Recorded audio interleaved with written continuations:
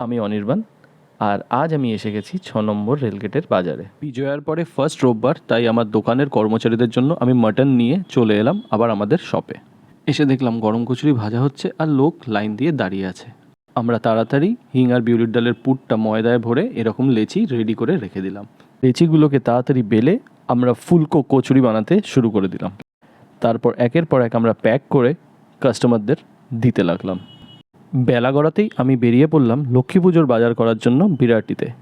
প্রথম কাজ ছিল শাড়ি কেনা। এই শাড়িটা কিনলাম, তার সাথে কিনলাম কদম ফুল, ধানের ছড়া আর আখ। দুপুরটা আমি দোকানেই কাটালাম।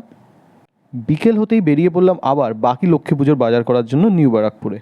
আজ যেহেতু লক্ষ্মী পুজোর আগের দিন, ভিড়টা অত্যাধিক ছিল।